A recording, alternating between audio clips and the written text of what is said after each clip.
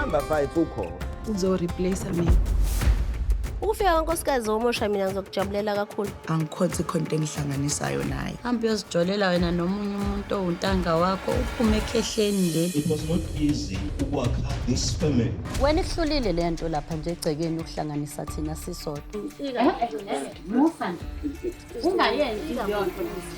Lo muzi wakho uwena uzibhidlizelayo.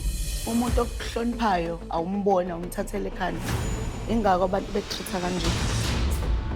Things hang in the balance when Mthombeni's health takes a turn for the worst and leaves the family scrambling for direction.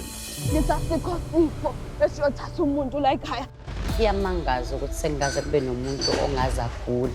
Aguliswe into yakhe. Kazi kwakhala nyonini kwamseleku. Uthando Nes'thembu Season 8 starts 22 January at 8 p.m. on Mzansi Magic.